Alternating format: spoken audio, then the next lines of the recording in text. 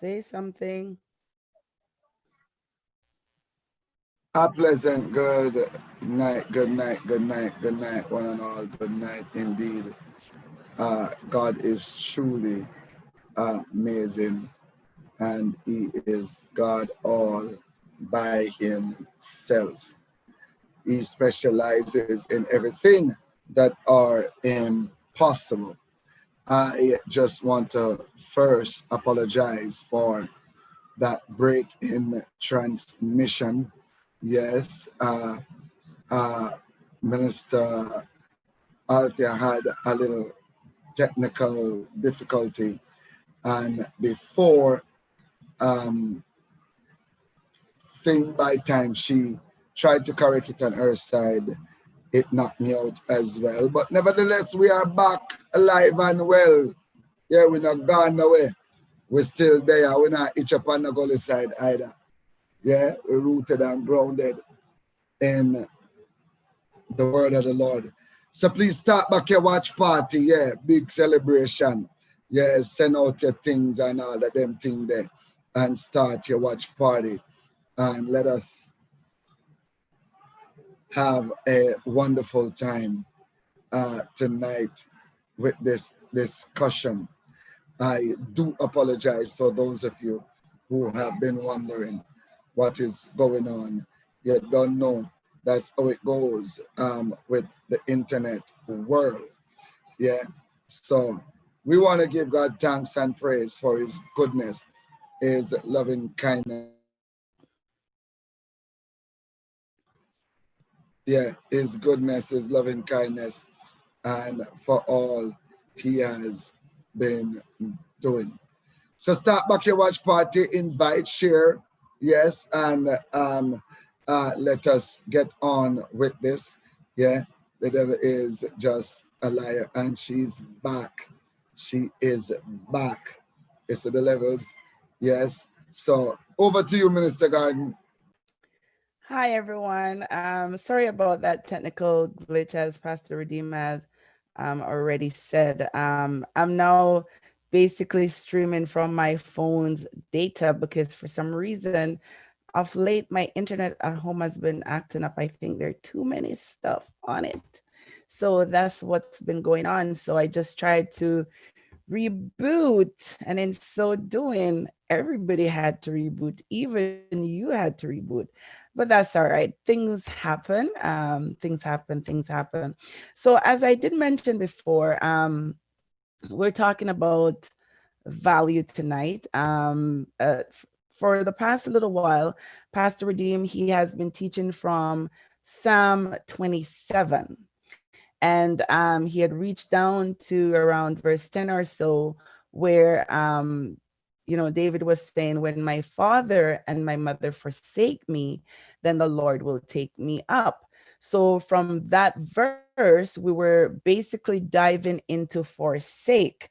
And one of the things that came up is that it's basically to abandon things that you once value, that you once appreciate. So if you abandon that thing, is because now you don't value it anymore. You don't appreciate it the way you used to before. So that's why you were able to abandon it. And just to let you know, my chat on Restream, for some reason, that is locked.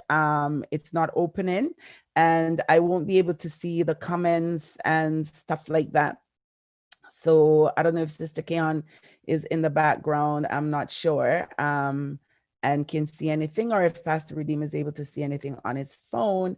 But yes, that's my technical glitch. Okay, so yeah, so as I was saying, is when somebody forsakes something that they value, that they once appreciate and all that, they basically turn their back on that. Could be a thing, could be a person, whatever it may be. So speaking about value tonight, we are not using it in the context, say, for example, of financial positions and stuff like that, because when you value, it's a very broad topic, and there's a lot of stuff that comes under the actual meaning of value, right?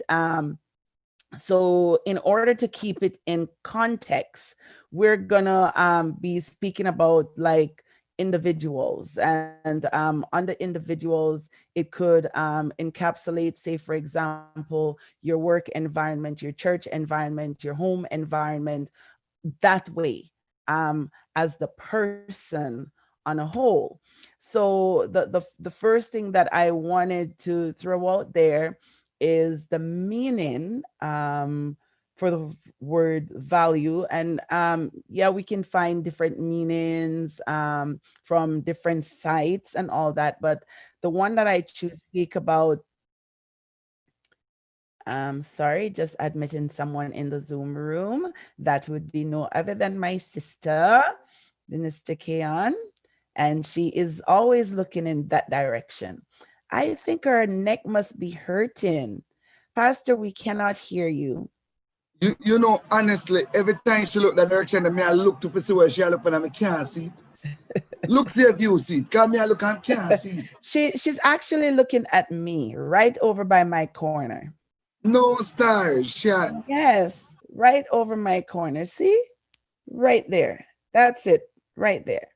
So as we're talking about the meaning of value, what I came up with is held in great esteem for admirable qualities, especially of an intrinsic nature, and that meaning that belonging naturally, essential. It's something that's inborn, it's inbred, it's natural. So it's held in great esteem. And as I say that, the first thought that just came to my mind is where God say he esteem his word high above his name. So it shows you how he placed value on his word. And that's why we can trust God's word. We can trust it because God placed value. You know, sometimes people just say something and their words doesn't carry any weight. You can't, put the pot on the fire on their words. You can't go to the bank on their words because they will say things and they're flip-flop and whatever. But God esteemed his word higher than his name. He placed that value on his word. So the next set of meanings that I have for value is appreciated, prized, esteemed, and that comes up again, highly regarded, loved, dear, treasured, cherished. So, when you value someone or value something, we find that these words, they will come into place. So Sister Keon, welcome. Thanks for coming on with us tonight. I was having my technical glitches and all of that, but it's good to see you, sis. And just take a moment and say hello to everyone. Hi, everyone. Welcome to Thursday Night Hot Topics Live. It is indeed a pleasure being here. And no, I'm not frozen. I'm not looking to the left nor the right. I'm looking straight ahead. What? I want to ask you, who you been looking? Where you been looking? Right at Mr. Sir and my dear twin sister, Minister Gordon. It's a pleasure being here tonight. And I do hope that we will all learn something new. And we will all take something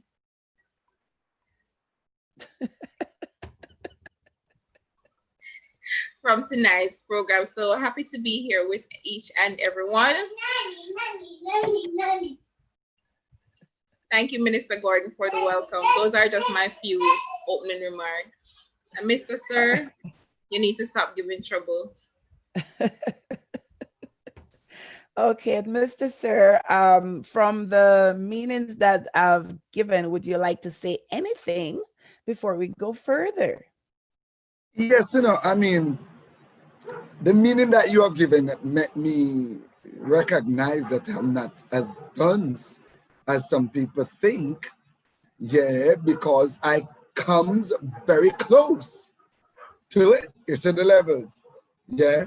And I'm really looking forward to this discussion, because when we think it's just something, and in a sense, I am so happy that it is a continuation of that Bible study, and without me knowing until the time, it's something I am looking forward to, because the truth is, one of the things that is an handicap in many people's life is that the lack of value, whether it be to their salvation, whether it be to their family, whether it be to whatever they have. I know you said you are locked in on just a certain element of it, but a lot of people tonight, and that is why they need to start the watch party. They need to share and invite, because the truth is, when I hear Atia go down into something like this, and she now move another rapture, yeah, she been having some technical difficulties. When I hear she go down into something like this, and that is why the devil fighting it so with her tonight. I know she have some good food under the pot cover, the city levels, because people need to learn to value stuff. And one of the things she bring out that is very true, we need to start from our children, to instill value in them from a tender age, so that when they get older, they will know how to value life, value friendship, value the possession, value others' possession, and all of these sort of things. So I'm really looking forward for tonight, a topic live. Call up a friend, call up your family. If you are married, if you are living together, you can just cuddle up, and if I ever drink some water and eat some popcorn or some chicken and rice and dumpling and all of them things there, as we entered into this discussion. We get knocked out earlier, but here we have Rachel Arboin Bonanus is here. Sister Lovelet is here. Yes, we have Sister Joan Clark is here. Yes, Pamela Grant is here. Yes, yes, yes, yes, yes. Cornelius is here. Yes, yes. And Pamela Grant said, I'm back. Yes, yes, yes. We also have Sherry Berry. Yes, Auntie Minella Eddie. Yes, Sister Jennifer Walker. Yes, Sister Kayan Clark. Yes, we have Shana Douglas. Yes, and the others are going to be making it in soon. Value. David says, when my mother and my father forsake me, then the Lord will take me up. Want you to understand, as Minister Garden, as Alta Marie get back, that David could only speak of his mother and father because they were the most two important person in his life at the time. And if anybody else ostracized him, it shouldn't have been them. He strategically talked about father first before mother, because you see, at the end of the day, the man is the head of the house. At the end of the day, the father is supposed to be the shepherd of the house. And if you are forsaken by your father, if you are ostracized by your father, then automatically mother is going to follow, because I even draw illustration of my own father and my mother. When my father decided that it is that with me, my mother couldn't say anything else. He would have mashed her up, he would have beat her up, he would have do all of that. He said the levels. And though her heart pained her to know that our little Jerry is on the street, though her heart hurt her to know that she's eating and I'm not eating, she could not have done more, because manpower kicked in. Yes, to the levels. It's not an easy thing to be forsaken when people don't place value on you, when people don't place worth on you. It then end up into a generation curse. It caused you not to place value on yourself. It caused you, when you start having children, not to place value on your children. It caused you not to value nothing in your life or anyone that attached to your life. When people don't grow and value instill inside of them, they will not value nothing or anyone. I've seen many people who grow with mother and father that does not value them. They have some very, very expensive relationship, and it go walk because they don't know what it is to place value. And David said that's a dangerous place to be, because when you are forsaken by them, what if God is not there to take you up? Because you see, it's not everybody has the ability, when value is not placed on a thing, and throw it away and find it and see it as valuable. It's not everybody can do that. God bless her soul, the late Mother Blake in St. Kitts. Every time I go there, there is this rock that is placed on her center table in our joining room. And I remember one day I said to her, I take it up and said, this rock look really nice, different colors in it and all of that. And she turned to me and she says, you would not believe how expensive that is. But because it is in its natural form, people will break into this house and just see it as a piece of stone. But it's precious gem.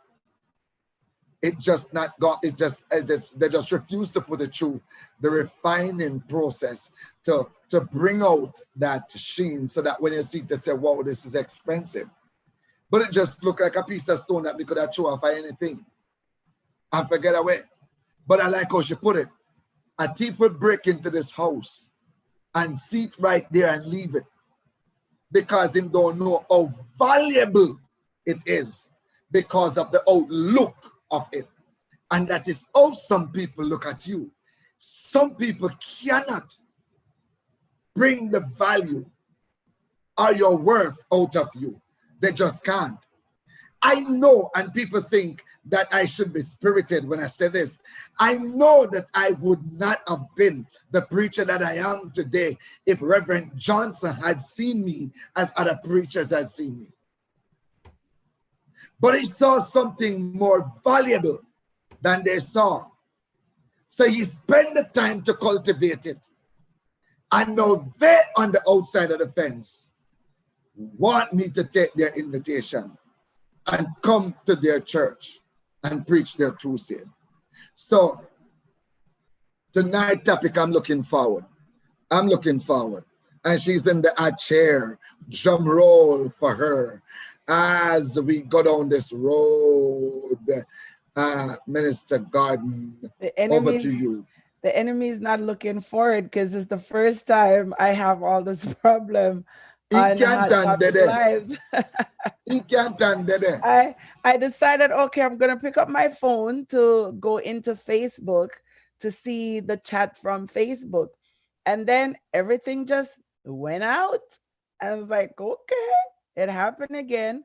All right, so without any further delay, the first point that I would like us to talk about when it comes to value, point number one is children. As parents, we do our best to teach our children values in life, such as honesty, kindness, responsibility, and accountability, love, appreciation, empathy, determination, etc.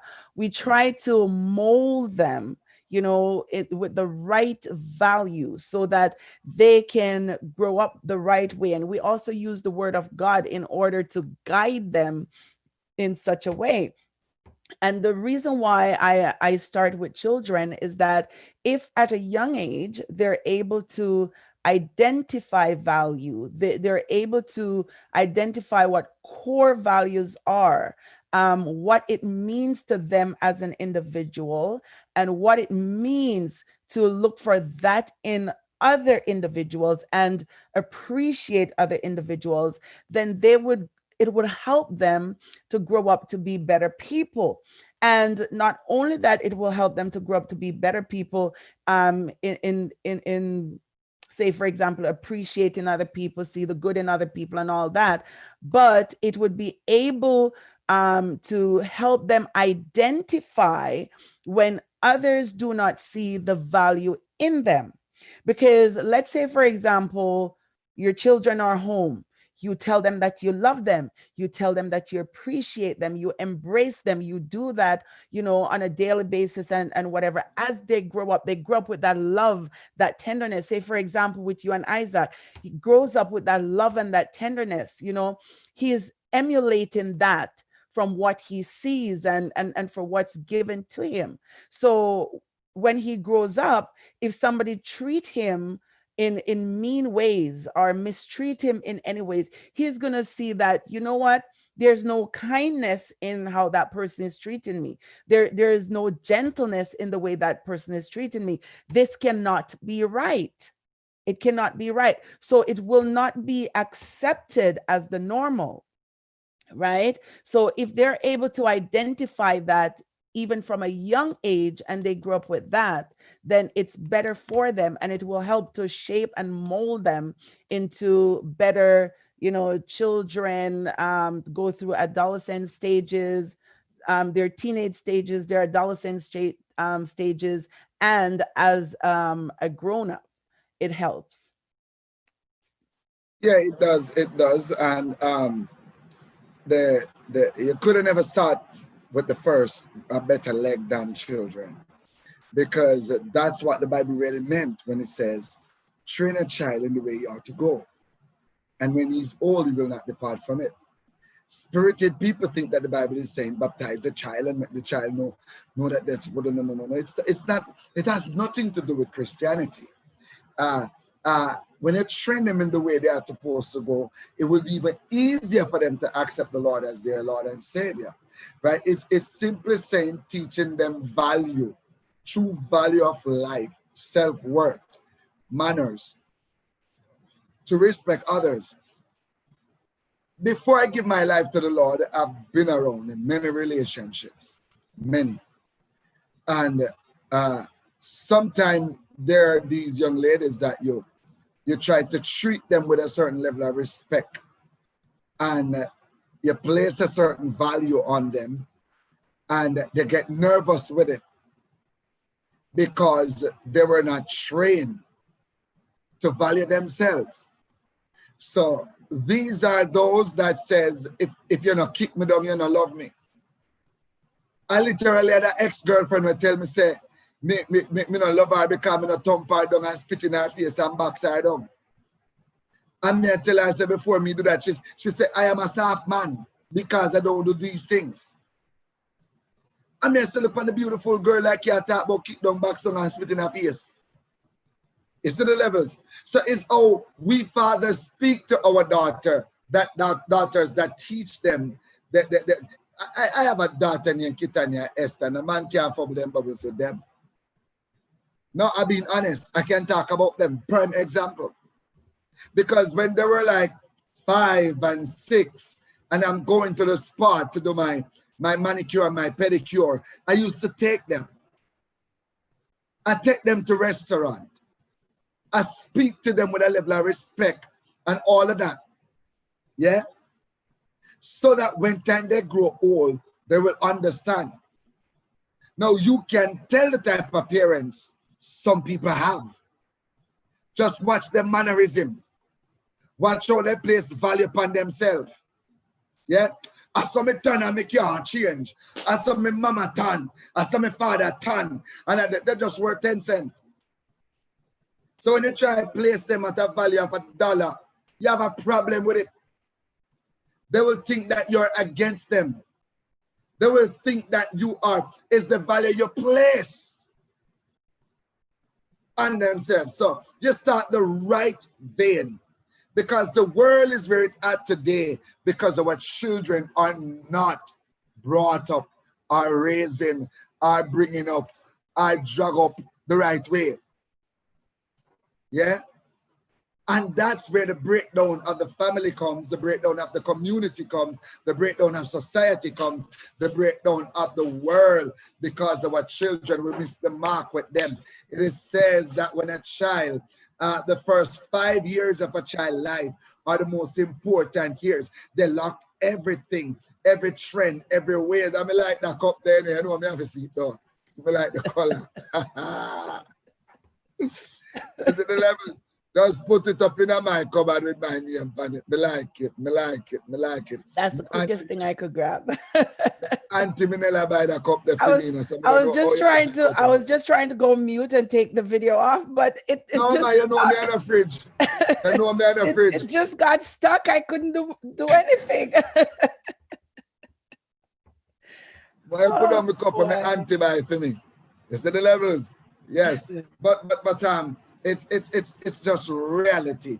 If we can instill value in our children, let me tell you something. The world, if I look at this, something happened today that blew my mind. Blew my mind. I went to pick up Isaac from his grandmother. She told him to do something and he raised his voice. And after getting doing it, right, and apologize, he and I were driving. So I started have a one-on-one with him. So each time he tried to raise his voice, I says to him, Isaac, you're not supposed to raise your voice and mommy, daddy, your grandmother, or any adult. Why can't I laugh, sir? Where do I up to? Carry on, sir. I'm too good hypocrite them, you know. Is that all right? Yeah? I said that to him twice. Prime example. Don't raise your voice and daddy, mommy, grandma, or any other adults. Had to drop something by the shop. And Chef Katie says something to him. And I respond only to hear him say, Isaac, don't lift your voice, raise your voice above daddy's, mommy, or any other adult. Me nearly drop out of the chair. The whole restaurant freeze. This is to show you how sharp the mind at. This is to show you that they are at the prime place for training. This is to show that in the midst of loving them, in the midst of pampering them, in the midst of chastising them, in the midst of all of this, they are at the prime stage where we can teach them the true value and meaning of life, to respect people, to love people, to be kind to people, and all of that. So you start with the right vein. So I can't wait for you one more you have down in the bottom there. As you were speaking, what I was thinking about as well is that even from a young age, when value is not distributed appropriately, then they can develop low self-esteem issue. And even adults can, and you were talking about that the ex who want to be beaten and stuff like that. It's because of low self-esteem. And when you have to deal with stuff like that, it's very, very hard, because people have to really be able to look into themselves to see that they are worth more than that. They have to be able to see that. And some people, they will go through their life having low self-esteem issues, not able to rise above it, miss out on like many opportunities in life, because they just think that, you know what, they don't worth anything, they only deserve to be treated a certain way. I remember growing up, as a young age, they used to have this article back home in Jamaica. By then I was in Kingston, that's called Tell Me Pastor. Yes. in the newspaper. And Yes. I remember I've read a few issues of it, and like the most of them that I read is people were always saying, like girls were always saying their boyfriend have to beat them up, have to spit on them, have to box them around if he doesn't do that. And I'm thinking, as a young girl, I'm thinking, is this what life is supposed to be like? That's crazy. I wouldn't want to grow up like that. You know what I mean? Because growing up in the country, with my great grand aunt, it was her and her husband and us girls. And from what I saw, when she make his meal, right? He have the best plate, the best mug, the best drinking glass, the knife and fork, table well set for him. She's not putting food and meat on the same plate. She's like putting everything out nicely for him and stuff like that. So that's what we grow up knowing, that because he's the one who is going out in back home, they call it in the bush, to go do his gardening and stuff like that. He's the one who is going out to do the hard work and all these. So she makes sure that he's taken care of, make sure that when he comes home, like he have a good meal to eat and all that stuff. So that's what we grow up seeing. So to read a paper and somebody saying that they have to be treated in abusive way, and they see that as the normal, now looking back at that, I can say those people that were suffering from serious self-esteem issues. And sometimes it just take one individual in their life to say, you're no good, you're nothing. And they can believe that and look at the negative thing as their identity and live that way. Especially if they continuously hear it from somebody who they look up to. So if they look up to a mother or a father, or whether it be a big brother or a big sister, if they continue to hear that from somebody who they would want to emulate, then it seeps into their spirit and they basically believe it. So we have to be careful of the things that we say and how we treat people. And as you're down that line, Sister Althea, as you mentioned, the fact that when you're growing up and you hear or see certain things, the fact that you continuously hear that one thing and you don't have someone else to say something else to you, you don't have that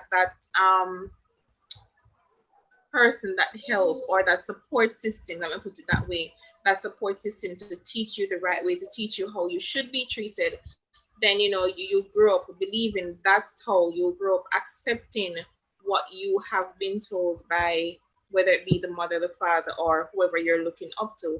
So it's very important. I've always said it's very important that if you're in a family or you're in a situation where persons are speaking down to you, and sometimes you will know, because you feel bad within yourself when certain things are said, but again, because you don't know anything different, then you just accept it.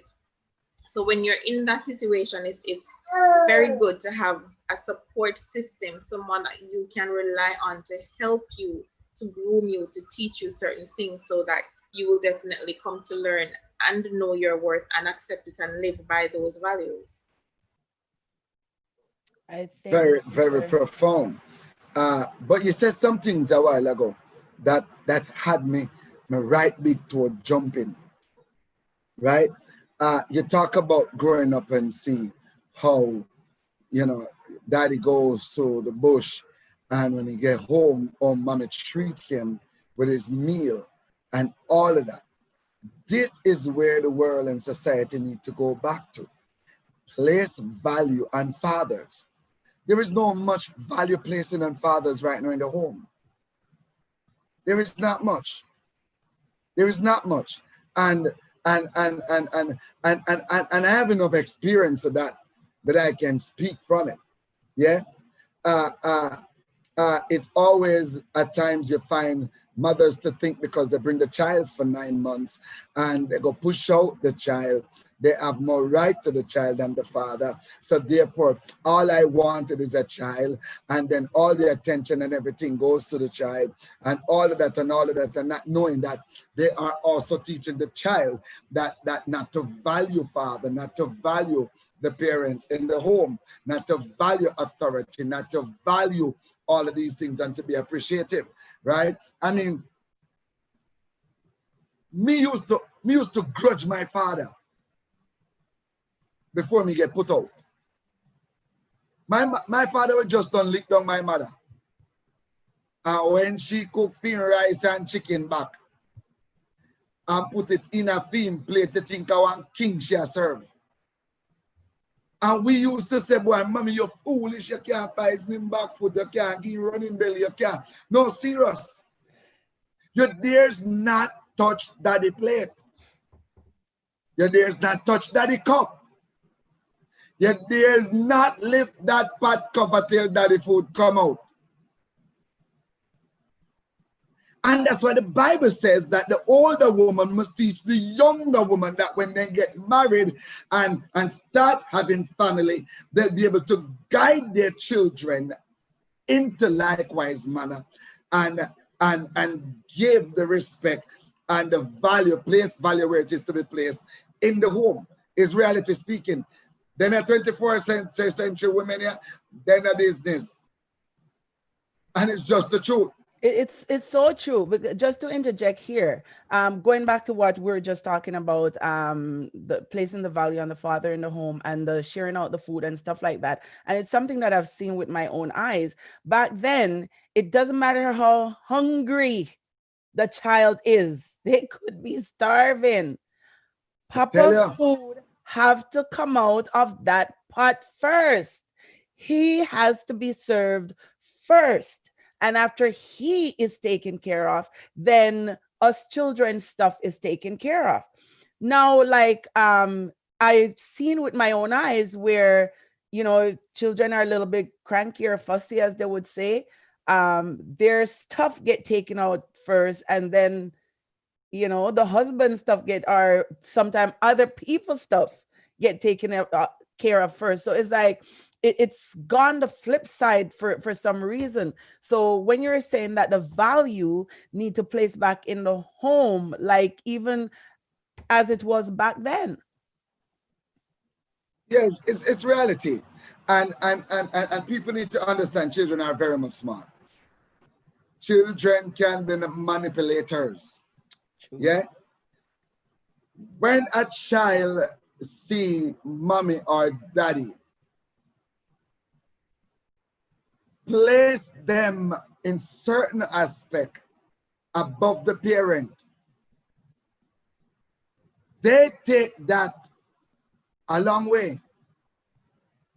So when that parent talk to them, they don't think they should answer. They don't think they should listen. So which of the parent put them in that position, they will oftentimes run back to that parent when parent number one or number two tell them to do nothing. They will manipulate it and go back to mommy or daddy and say, you know, whatever. So we need to be careful of the way we do things, right? I mean, the value in this 21st century, the values on fathers in the home gone whack. You have some mothers don't even want to allow father to reprimand their child. Them alone must talk to the child. Them alone must reprimand the child. Well, me tell any woman say, if a she alone they rub upon that shit and get the pitney, then that you have all right to do that. Yeah? And then the society enhance it by telling you that you have children rights. Children rights alone destroy value on children. Because parents have to be careful how they teach them their own worth. Because if you talk too hard, I'll call the police. Well, if police did when me drop my drawers, then you can't go call the police. No, it's reality. We need, you know, one of the things that causes it, One of the things that causes it is when parents lost respect for one another. When one lost respect, the value drop. And when the value drop, it's the same way the children or the child is going to take it. And when they get old and start their relationship, they enter it with that curse and handicap. And then their children come with the same handicap and carry on. You mentioned something about low self-esteem. People need to understand that the characteristics that indicates low self-esteem. It's not just to be shy and shaming. You have bold people out there with low self-esteem. You can't teach them nothing. You can't tell them nothing.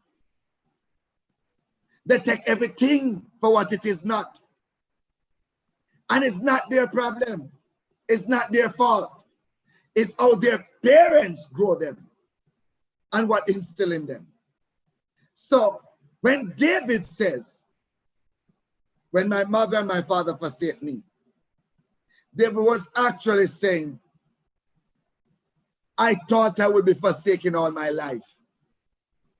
There are certain things I should have learned from my father that I didn't get to learn. There is certain development I should have get from my mother that I didn't get. So for a time, there was no worth on me. I worked nothing good for nothing but to carry some sheep. But then God looked from above and saw that this is my valuable child, because parents need to understand that God just lent with children to us. Because Solomon said children is the Lord's heritage, and the fruit of the womb is his reward. So God knows the value of every child that comes through the womb. And God trusts you as a parent to trust that child in your hands. And you messed up the child's future many times, think that you're doing good. My children mothers always say, I don't know what you do. You must say, oh, you're pitting them. Make them love you more than how they love we. How we them live with. How we them this. You slap them, we don't slap them. You punish them, we don't punish them. You give them some harsh punishment sometimes, and we don't give them none. But then daddy. It's up because you know how to balance it. You must make them know why you reprimand them, why you think them, because you know that they can do better. And in telling them that they can do better, you are saying to them that you work more. That's right. My daughter Kitanya,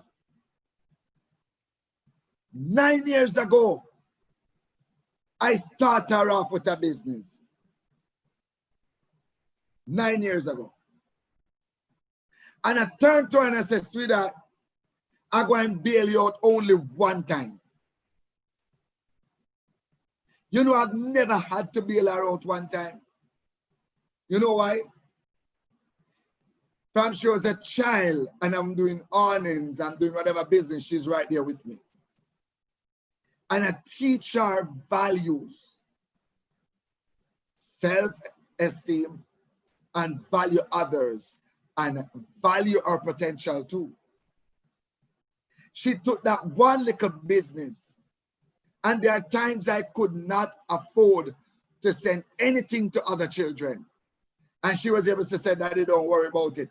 I can take care of them until you catch yourself. Yeah? Now, when we look and see how people friend the children and rob them of their life, that when they let them go in a society, they don't know how to function. They don't know how they work. They don't know how to value nothing they get. They get some good, strong relationship and lose it because guess what? Parents never sit down and do them job proper. You see the levels? And then they come in the church and the pastors should now take up the slack and rehabilitate their mind so that they can know the word in God. And they don't know the word in God either. So you find that these people now get married, these people now start having children, and though they are in the church, though they are saved, though they have a pastor that seems to have a balanced family life, they have handicaps because here comes self-inferiority complex rise up in their family, low self-esteem rise up in their family.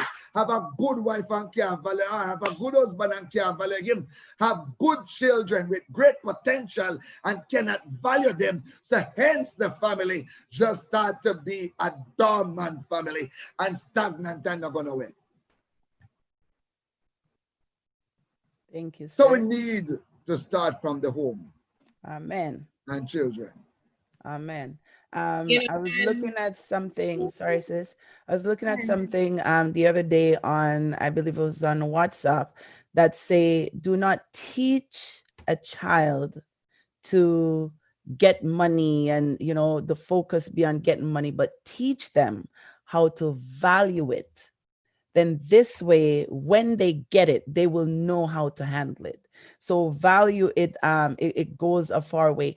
We're not going to spend too long on each of the topic because we still have a little bit of a ground to cover, and it's already 9:30. Go ahead, sis. No, I was just going to make a point based on what Pastor Jerry was saying earlier in terms of, you know, like when we reprimand a child. When we reprimand a child. Yes, Mr. Sir? You can't call me Uncle Jerry or Mr. Arbine in a their church. Pastor Jerry or Mr. Sir, as he was saying, you know. That can work too. Mr. Sir, time is going. Stop giving trouble. No, but when you made the point in terms of, you know, when we reprimand a child, we need to let them know, for example, why we are reprimanding them. Because, you know, going back to when I was growing up, for example, there, like every little thing that was done, you're getting a beating. Sometimes you're getting beaten because you just don't know who did the wrong. So everybody is getting beaten, basically. Why you so like you get enough? Yes. Yeah, but you know, it, and the reason why I'm just emphasizing on that, because, you know, when you just reprimand a child and you just leave it at that, you leave them confused. So you don't know, they don't know where exactly they went wrong or what the issue was. So they're left there trying to figure out, okay, so what did I do wrong? What was the issue? How do I correct it? You know, parents don't take the time to talk children through certain things. And because, you know, they don't take that time to educate them, then, you know, they're left to believe anything that flows their way, basically. So they believe in other values that they're really not supposed to. So I just thought that was a very important point that I had to add on to. Very true. Yeah, you're right. Very true. One of the things would be Caribbean parents and Black parents, right? And I'm not racist. Though I'm not a Black man, I'm very much white. Yeah, very much white. I remember one day Esther and Kitani had a fight. There were 8 going on 9, had a serious fight, and I asked them months before, if you lie to daddy, daddy's going to believe a lie, because I don't expect you to lie to me. And if you lie to me and get yourself in danger, daddy won't be able to defend you. Daddy won't be able to be in your corner because you lied to me. And I give an example. Suppose you're going over next door to your friend and I am in the back of the yard doing something. You come to me and say, Daddy, I'm in my room. But you're gone through the fence and gone next door. And I hear that one tree drop down, a piece of space drop out of the sky, and a child next door. I'm not going to think it's my child. True. Because my child just told me that she's in her room. So I'm not going to jump my neighbor fence and act all pump up shock and heartache and all of that. I will show concern, but not if I'd known that my daughter said she gone next door and piece of space drop out of the sky from a child next door, I drop everything I have at once doing to see that. So I said to them that if you tell me the truth, that he will not punish you or beat you. But if you lie to me, I'm going to find out, I'm going to bust you behind. I never had to tell them that twice. The problem how we grew up, you were asked to bring a glass of water. And then know you one little bit near, you're going to be fascinated with the glass. And bam, drop the glass and broke it. And them not see. And you're going to get a plastic cup and give them, and then them look for the glass and ask who broke it. And you say, me broke it, and you get beaten for that. What will happen next time you do something and they ask who do it? You're going to say, I know you. So right there, we started to teach our children not to value the truth and honesty. Because when they do something and fess up to it, we reprimand them, we beat them. Why we think the heart of the Father, who is God, says to us that when we confess and repent, he will not use it against us. Because he don't want us to come before him and pray a lie. That boy me to tell God the truth, you know, and God bust me up. You see the levels? So, parents, we need to get back down to brass tacks and wheel and come again. That is why we have so much teenage pregnancies. That is why we have so much teenage fathers who need fathering themselves. Because the parents they have. Who is that boy? My boyfriend. Blah, blah, blah, blah. And then bam, so then just start keep it under quiet. So you don't get no time to teach them how to protect themselves. You don't get no time to teach them. And then you tell if they lie about picnic drop out a plane. And if they kiss them, are going to get pregnant. And if they hold hand them, are going to get pregnant. And then just grow up dark and full walk in society. So the home we need to come back to basic. And I know we can dig deep into this, but as management say, we can't stay per one limb because we have other limb to go. And she has show up in a Thursday night at Topic Live. That's right. And them things that we are talking about. And them things that make all people like me feel low self-esteem. Because when my Thursday night at Topic Live shirt there. Just take a picture of it in your mind, sir, and then that will be yours. Okay, so the second topic. May the good Lord help you. You're to take a picture of your shirt. In my mind, I think it's mine. That's a female be yours. Shirt. It's in your mind. It's yours. That's a female shirt. No, it's unisex. It's a t-shirt. No, unisex. Them boy might see me night and like it. So the next subtopic will be for relationship and social values. And once again, that's why I started with children, because as they grow, it leads into the next phase. So under relationship and social values, I put it in 3 categories. I'm going to read the categories out, and then you could elaborate on them. Some may take a little bit longer time than others. So the first one I look at is friends. Anyone can be friend, especially if you understand how to deal with an individual. However, in order to cultivate long-lasting, meaningful friendship, there are some things that we usually look into to see in individuals. For example, trustworthiness, honesty, loyalty, dependability, good listener, someone who will listen and not condemn or being judgmental. So, I mean, there's a whole, 1 second, Mr. Sir, there's a whole variety of stuff that we can look at. This is just a few. And again, it's for the sake of time. It's just a few. Yes, Mr. Sir? Accountability too. Accountability. I just want to stick in accountability. Yes, for sure. Accountability as well. Definitely. So some of the core values are core because like they're there, and accountability is one of them. And it should be in every aspect of relationship. It's just that we can add more things, right? Well, Okay. well, since Go ahead. Since we can't stay long on it, me just gonna start swing the hammer, right? Because but I'm not finished yet. Oh, okay, go ahead. Yeah, go so ahead. that was the first one on the relationship and social values. Then the next one is relatives, right?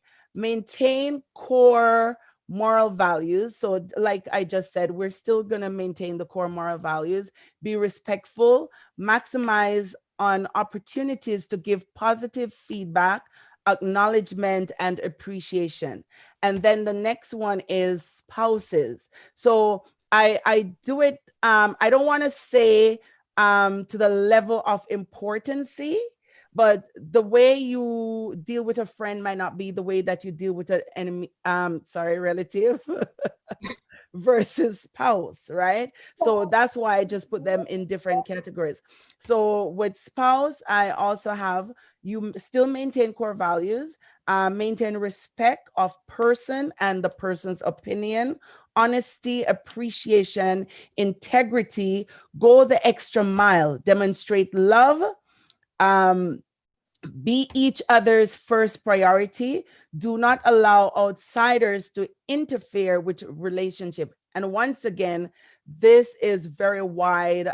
More could be added, but I'm basically just encapsulating stuff so that we just have something to work with.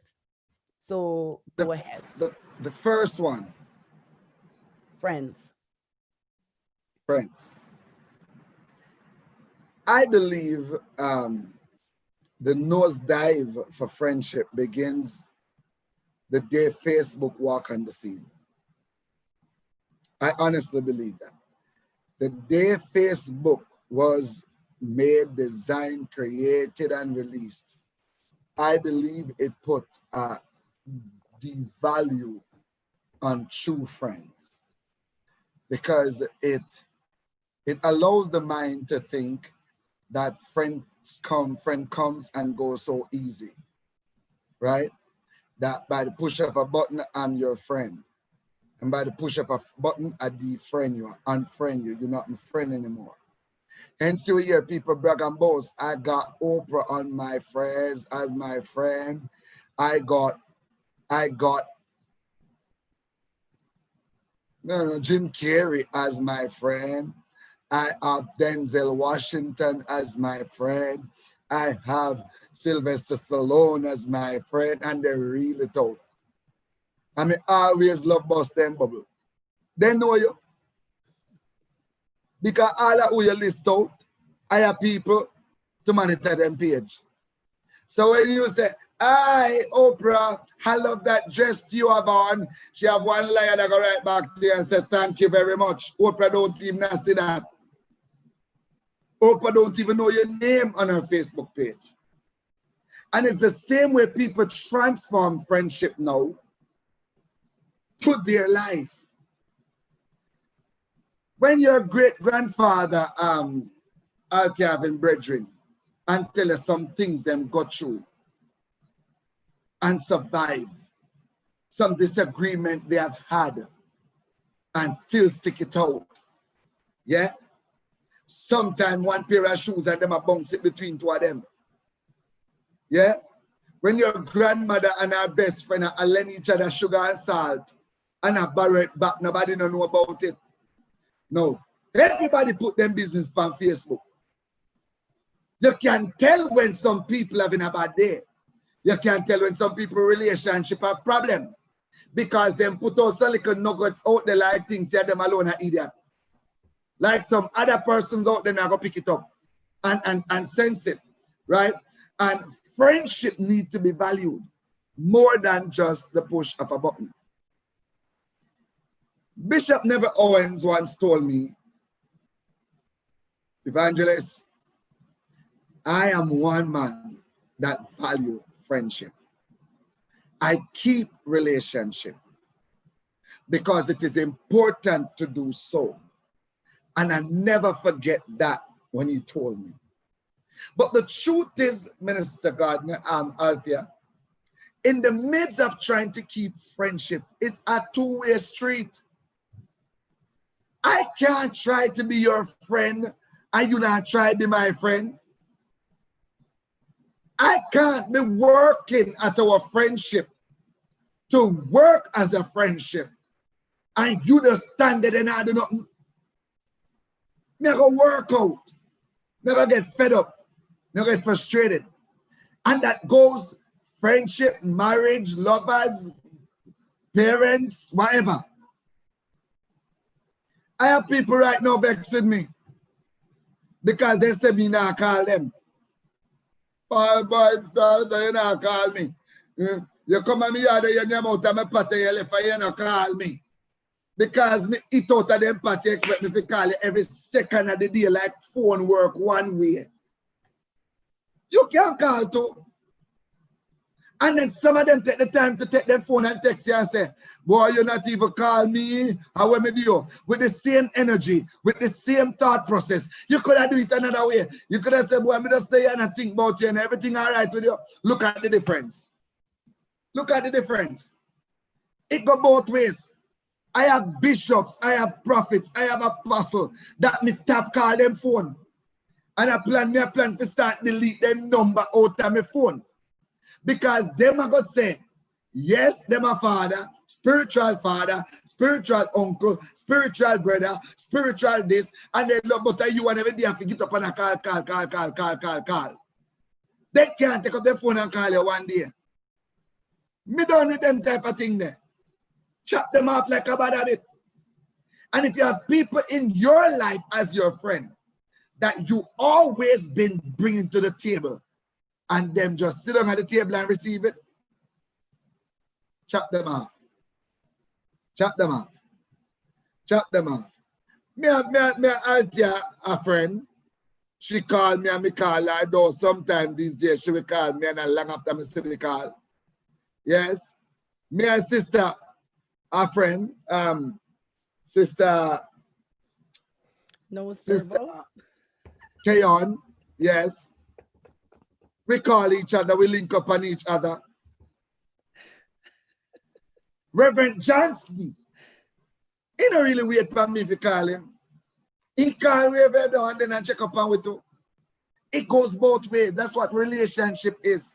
It works. And some people put unnecessary strain on their friendship because they think that they are more valuable in the friendship. In any friendship, there is no more valuable one than the next. You may look more handsome, you may look more beautiful. You may have better brand clothes, you may have a better house. You may have more money in the bank, you may eat in better meal. You may add that, but you know more than me. Because you have teeth in your mouth to chew the food, me have teeth in my mouth too. You get up and you brush your mouth, me get up and brush my mouth too. Eh? When you want to defecate, you sit down, you scare and I can't say defecate. You sit down in a toilet bowl, me sit down for one too. You put on clothes to cover up your hidden parts. Me cut on clothes to cover up my hidden parts too. None of we no better than none. It's just that sometimes you get the opportunity before me to reach where you are. But that don't say I'm not going to get there or past this up too. So be careful how you treat me while you are up there because I'm coming up. It's in the levels. So people need to really get back to the true meaning of friendship. Friends treat each other with respect and kindness. Yeah? Do unto others as you would have others do unto you. So Sister Kayan, it was last week I give you a slice of bread. We want 2 dumplings. Minister Gardner, I remember giving you the jerk chicken. I want jerk pork. Watch it too, and sit down like. So this is the reason why. Oh, no. This is the reason why. Like I said, that people can be friends with anybody, you know, if they know how to get along with them. However, when you need meaningful and lasting friendship, you're going to look for certain characteristic in individuals. We're going to look for those. And sometimes people miss out on having great friendship because they don't take the time to make their friendship work. They don't take the time to value that person the way they are being valued, and they just think it's okay for that person to chase after them all the time, but they're not supposed to put any effort in making the friendship work. So we also have relatives and spouses.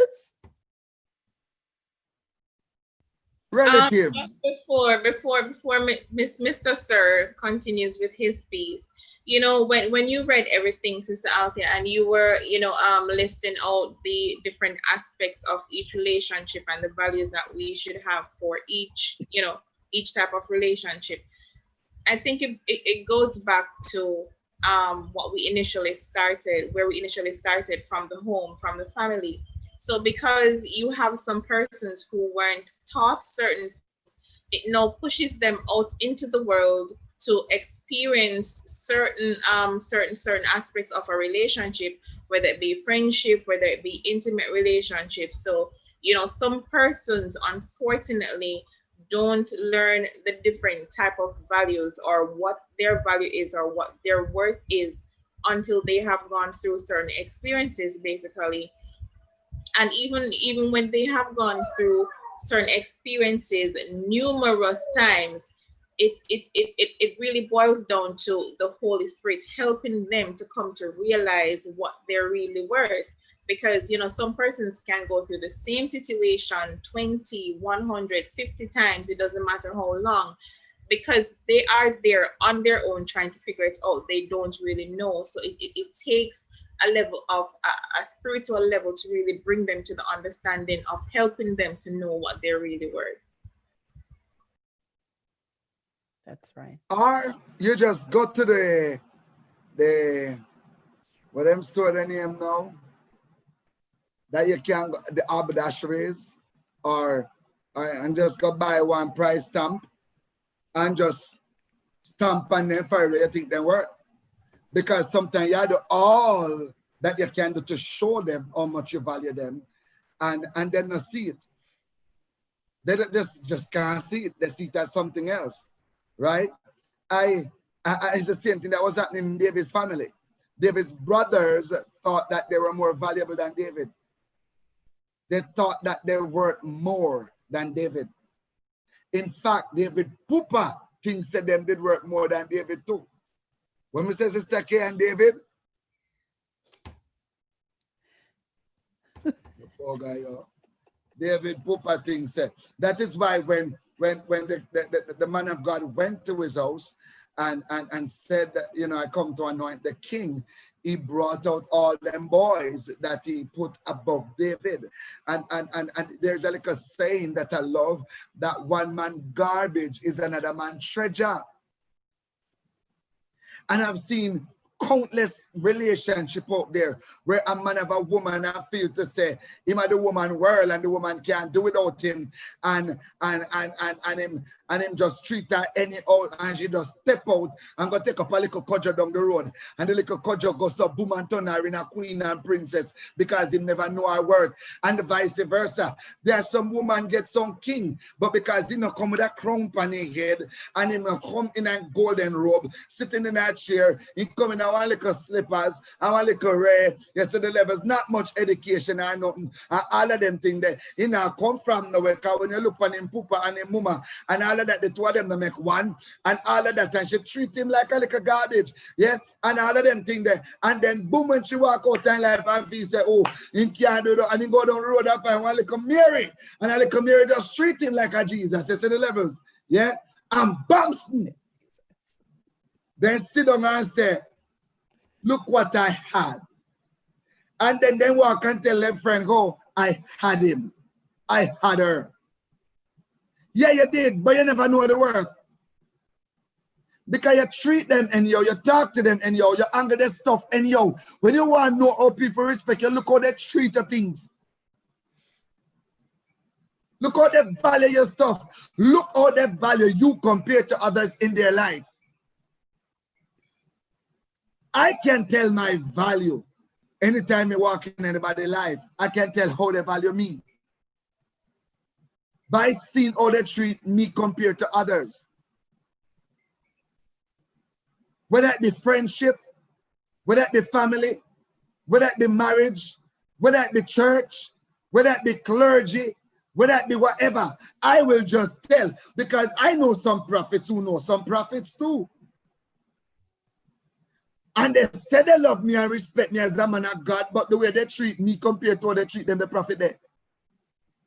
And me not nobody push around, nobody no more than me, nobody no better than me.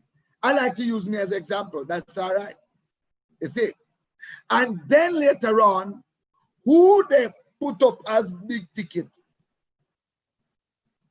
drop them like a bad habit. And guess where they run come back? The little you.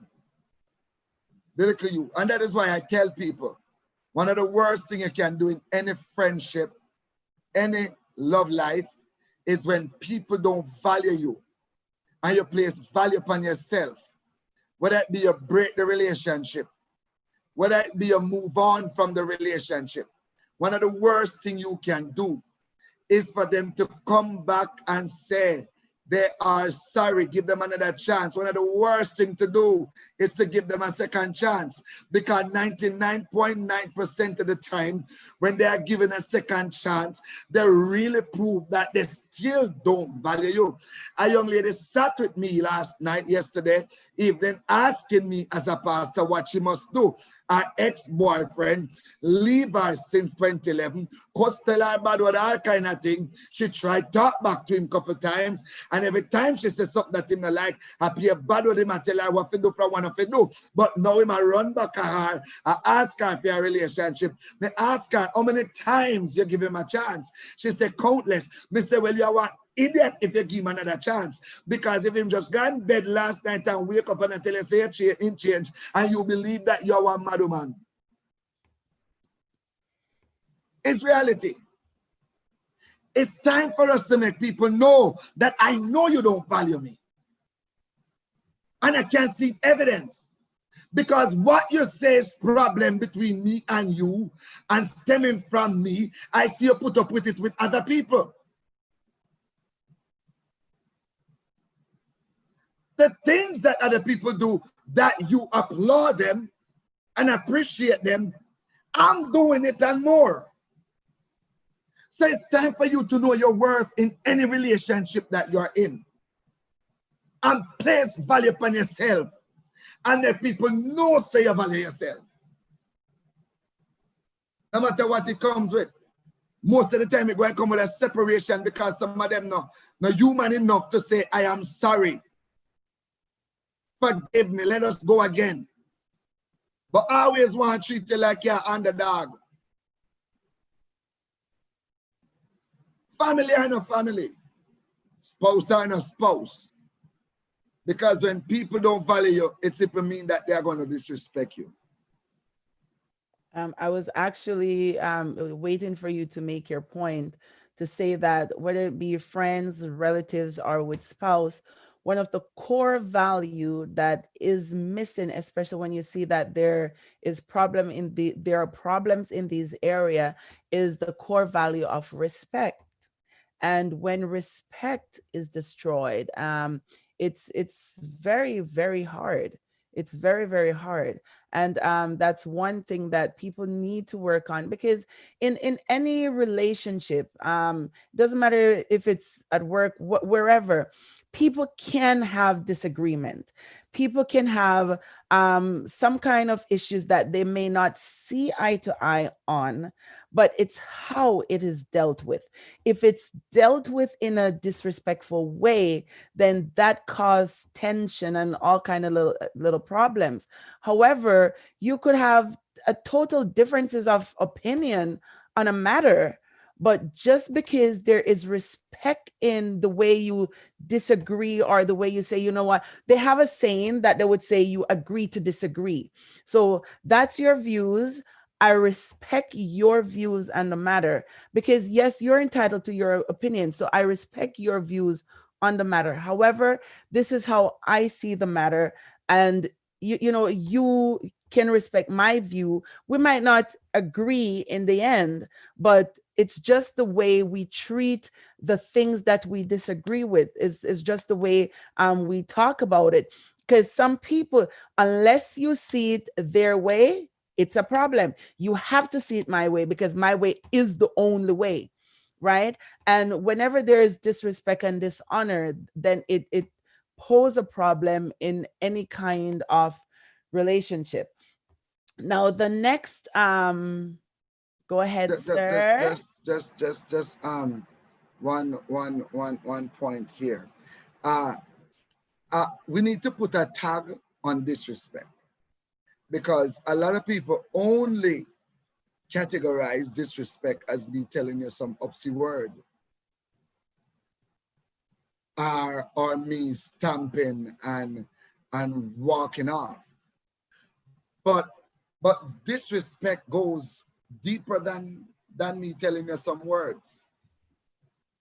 Is my reaction, is the stench of my reaction, is how you respond to me in a conversation, is how you respond to me as I relate to you. Some people have a don't care attitude. Some people have a cold attitude. Some people, you'll never hear them say, I am sorry. You will never, as some time, as some grew up and I'm in a business, I can't do without you, do anything you want to, and all of them type of thing. That it's disrespect.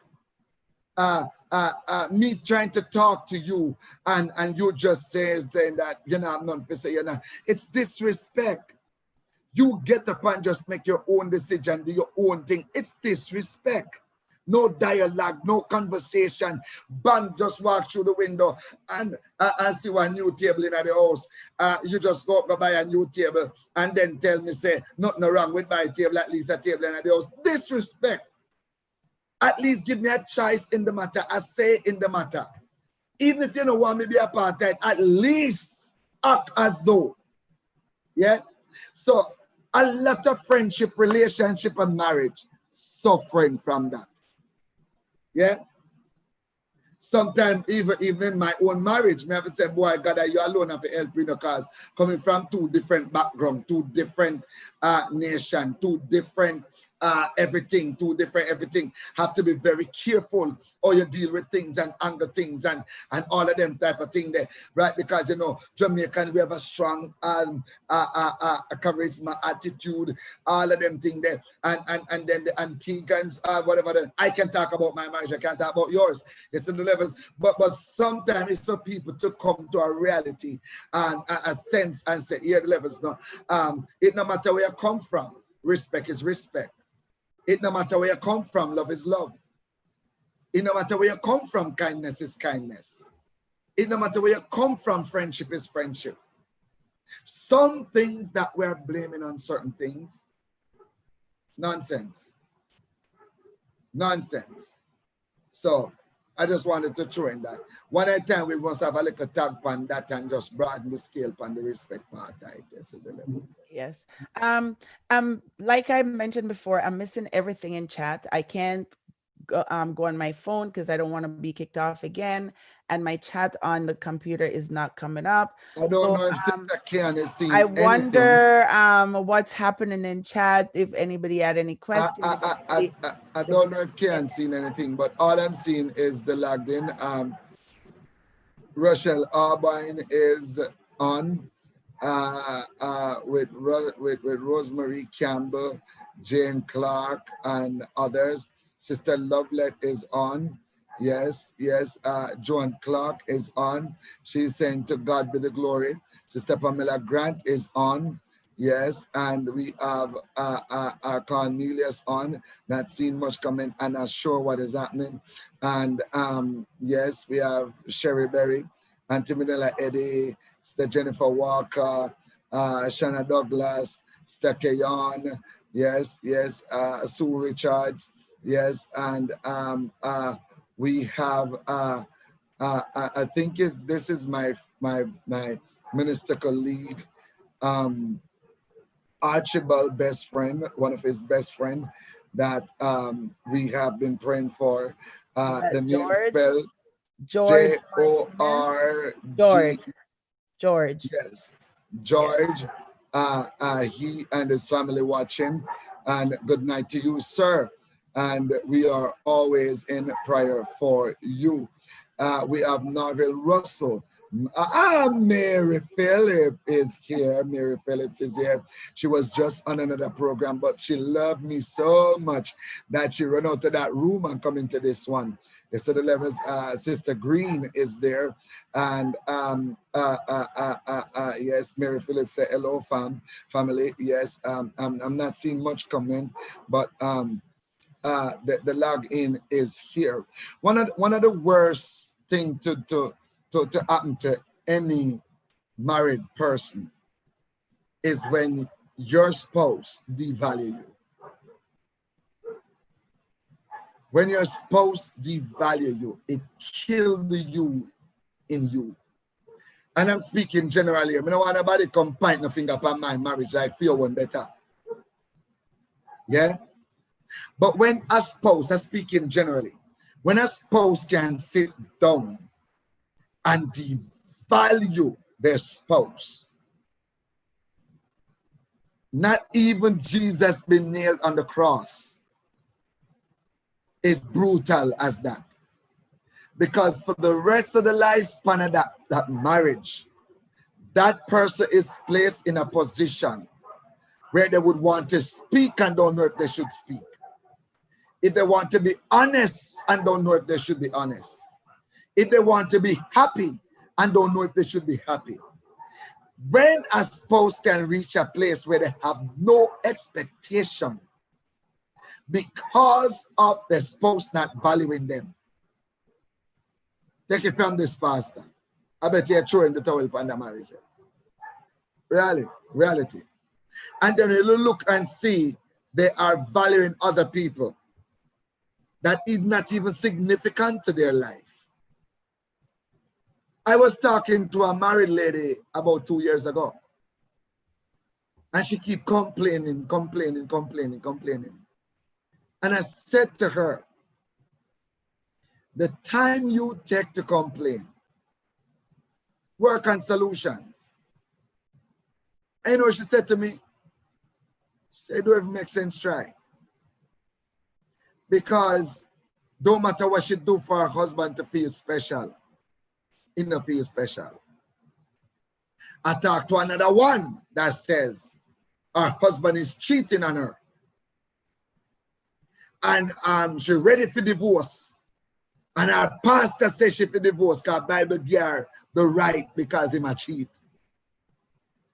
And she come talk to a pastor like me, and you don't know, say once you come talk to a man like me, you have to come good and come reality. So when the other pastor, her pastor tell her to divorce because the man cheat, nobody no married nobody to cheat on them.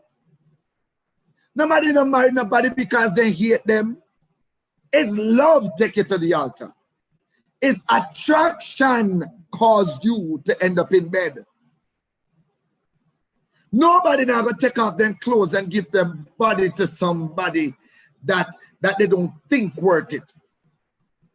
Now go do it. So when I start break it down, I said to her, I said, you say you do everything for your husband, now you do everything for him. Tell me, when you look about his breakfast and his dinner, what you do?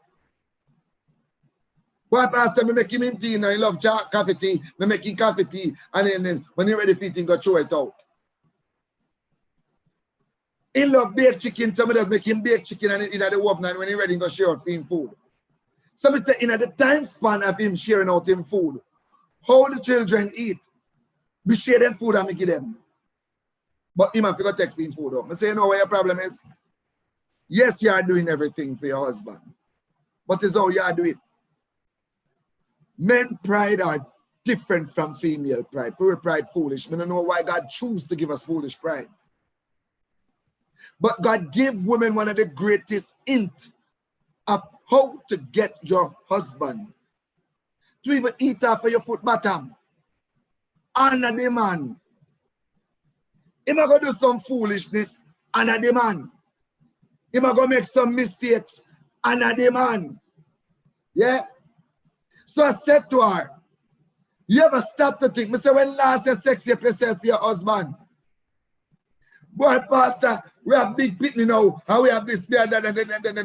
No. Me tell her, me say, you think no man really wants to know woman in a big dress are climbing at their bed like them going to jump out of helicopter? What about a pantyless night? You just drop on one a theme t-shirt that to tell him say you think about him. And all when you think same now go pay your attention, you drop your comb, and you bend over, make him say all the glory land. Pastor, we not the better way we did young, me say that's your problem. So you can't blame the man when the woman on road are going in bed without nothing for him. I put a nice table together for him. I could have lemonade, I could have tin mackerel, I could have corned beef. But when she cooked that, not even fly touch the pot. Till she share her theme, and she had put a napkin on him neck. He don't know if he use it, he never see it yet. She had treat him like royalty. He might go back. He might go forget about you, and he might go back. Because there's some man stay. Woman dance so too. Yeah? So you have to place value upon what you have. Some people now value what they have, but they might try to value something else. That is not theirs. And then lose theirs. It's like the dog with the bone in their mouth and go over the water and see the other one in there and it look bigger and in that show that time I can chop or nothing. I value you as a cousin. And those sister can't stuck a look at bush for the last how long? Value her. When people value people, you will know it. You will feel it. Yeah? I mean, I'm not more of it. I tell her straight. I say, go home and sex you up for your husband. But man says sometimes I go home, I'm tired, I'm not even beard. No man no want to lie down say I'm not thinking, no man. No woman no want to lie down beside I'm not thinking, man. Some of them foot think like a dunder. Man, they attack. But yesterday, me expecting wife to feel good in the bed. And roll over him from head to toe with a thinking foot. You ever smell a thinking foot yet, Mrs. I would like to ask you a question. When a foot think that even dead man thinks so, you know. Serious. So we have to look at the things that enhance making friendship relationship worthwhile keeping and practice them. Over to you, Minister God. Yes, sir. Yes, so it's actually 10 minutes after 10 o'clock now. Well said what you said, Pastor. So it's questionable. There are two other points that we had. Maybe we can come back another time. Values like workplace values in the workplace, and also religious values. So and just a wrap up nutshell, okay. Value in the workplace. Okay, so one of the problems. Okay, one second. So for value in the workplace, every establishment have its own core values, and the expectation is for it to be maintained. Example, loyalty, integrity, teamwork, responsibility, accountability. And I'll just throw in religious values as well. Being committed to God and the things of God, spiritual growth and development, our belief, our faith, just to name a few. Going back to the workplace, sometimes people, they might have access to read what the core values are at a workplace to prepare themselves to go to an interview. But once they get the position, all the values just jump out the window, and then they work any way they want to work. They do whatever they feel like they want to do, and they can again miss out on opportunities because of that. So it's not to just do it so somebody can feel pleased in the moment or to hire you in the moment, but we have to practice our core values. So you can continue, sir. No, it's reality. Value in the workplace. You see, all these categories that you speak about, it starts from one place, in the home. You can't value nothing above your home. No matter the perks that come with it. No matter whatever it is. And I hope me not getting in trouble with this with nobody. But it's reality speaking. Right? And we're way past the time. But you have some people, as you said, just to get a job, they will show all the interest. They will see it as valuable. But when they get it, they don't treat it as valuable. Yeah? And then on the other side, you have other people committed and value them job more than they value everything in their life. They commit to it, they attach to it, they do everything to it. Right? And I'm so happy that I didn't even have a clue. Probably some people don't believe they will never have a clue that all of this would have come up. Right? But we really have to come back and talk about these other two because they are important. Because as it is in the physical, so it is in the spiritual too. And if I should say 2 cents on the spiritual side of it, that's why a lot of church members fail because the pastor don't know them value. The pastor don't know them worth. The pastor only see him valuable in the congregation or in the church. But the man with 100 sheep, so the one sheep so valuable that though he don't have a clue where in the woods he lost the one sheep, he left the 99 at a safe place and go back and look for the one.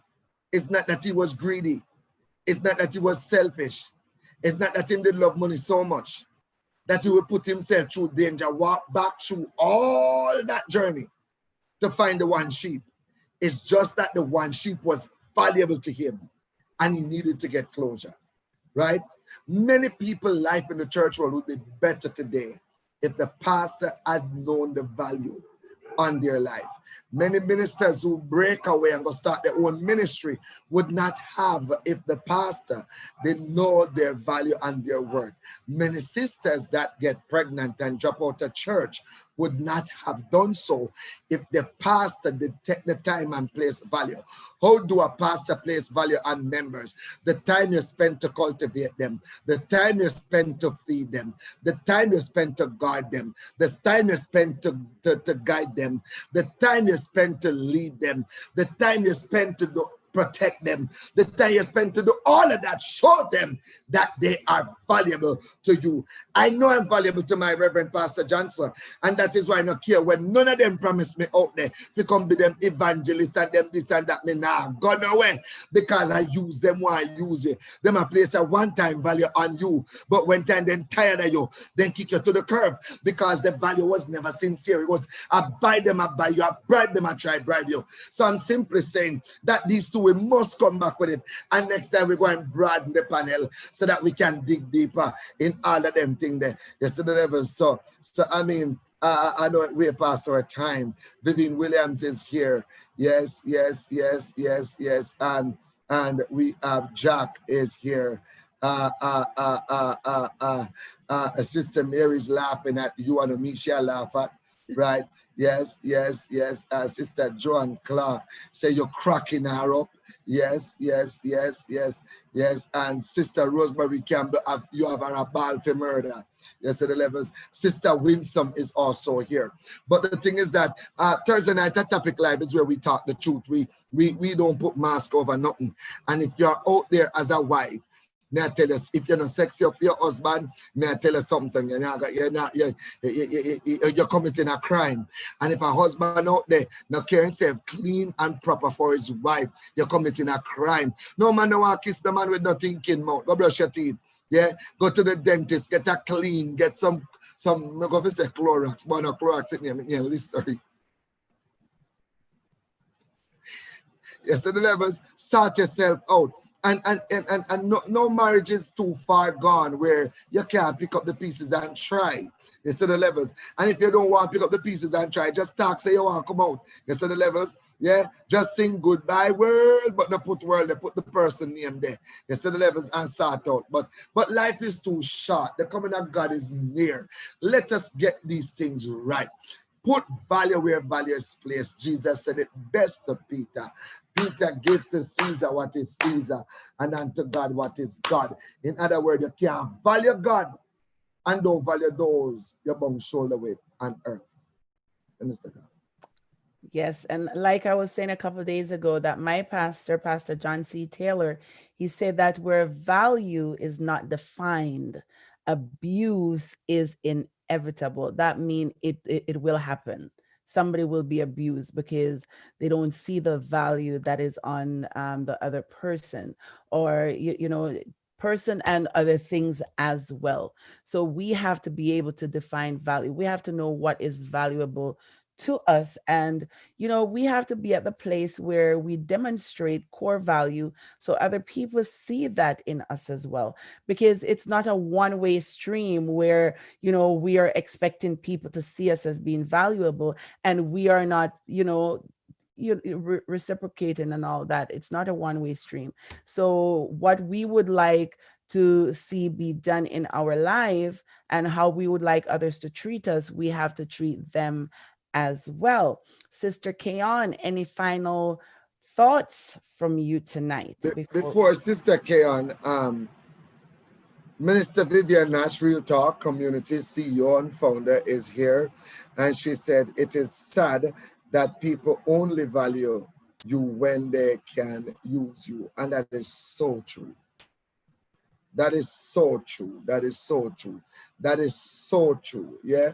And she come on again to say, we must know our self-worth and refuse to let people to place value on us. That is so true. Many people have been there. I have been there. My wife have been there. You have been there. Kayan have been there. And it's time we start to wear a t-shirt or stamp it over our forehead that we know our value and our worth.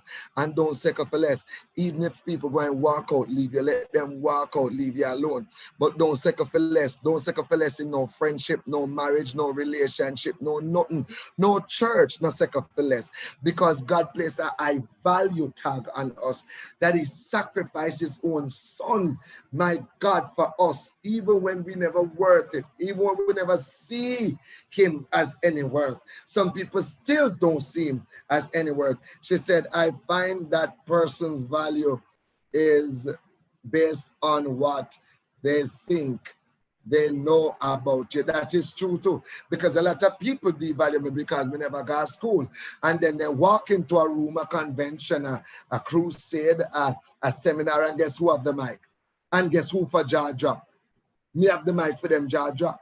Yes, the levels. I remember one teacher asked me for autograph. I could not believe it. Yes, the levels. And that is so profound, and we want people to interact when we have these forums, because we can only get deeper with your interaction. But let nobody tag you. Let nobody put a price value on you. Know your self-worth. Don't settle for less. I tell people all the time, I'm a beggar with choice because I know my worth. Not because I beg you mean that's who I am for always. Yeah? You just meet me at a low place and you want to price tag me already. You don't know my true worth. You don't know the things I overcame to reach where you met me, that you couldn't survive. So this comment is so true, and we need to do a self-check, a self-examination, and rise above it. I must tell you the truth. Some of you, when you do a self-examination, you're going to leave no choice but to tell some people goodbye out of your life. And some people going to look like you're foolish, but them not got you where you got you. Them not feel your pain. Them not get up every day hoping that somebody will see you for who you truly is.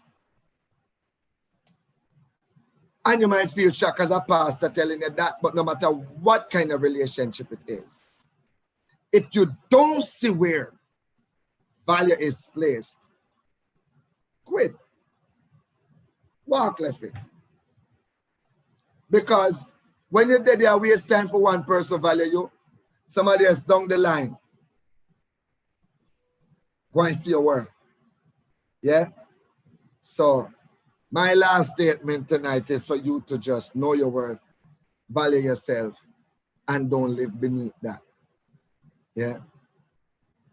And that is why we start with the children, because if they hear it from their young, in those defining moments, that you are valuable, you are worth it, and all these things, when it's placed there from a young age and they grow up with that mentality, knowing who they are, having the confidence, not being arrogant, but having confidence in whom they are, and all that stuff, then, whenever anything less comes, they're easily able to identify it. So we just trust and hope that those of you who have joined us tonight, those who are in the overflow, this would have been some benefit to you. You'll be able to look into yourself and see, are you devaluing yourself? Are you suffering from any self-esteem issues because others devalue you? Are you suffering from any inferiority complexes because of how you have been treated? Take a look at the man in the mirror and see where. Oh God, please, Minister God, come out of my head. I was about to wait till you to finish to tell them next week, Thursday, Hot Topic Live is going to be the me in the mirror. Well, that's your confirmation, Mr. Sir. No, serious. I was just waiting on you to finish to tell them that next week at Topic Live, we're going to talk about the me in the mirror. Because oftentimes we point finger at others. Oftentimes we see other people's faults. Oftentimes we blame others for devaluing us and not valuing us. Oftentimes we say other people is the one that wrong and the mistakes in this and all of that. So I was just waiting for you to done talk, If you did just hold it 2 more seconds and just give me a talk off of the mic, would I say it, and then you would be the one to say, the way am I saying. But next week we want to do that because sometimes we need to look at ourselves, and we're going to do that next week. Awesome. So it's good that we started this way, finished this way, to ride right into that next week. So once again, thank you each and everyone for watching. God bless you all. We love and we appreciate you. We value the time that you take to be with us tonight and other programs that you have tuned into. We really do value and we appreciate you. God bless you. God bless you, Mr. Redeem. You're taking it out. God bless you. Until then. Have a great night.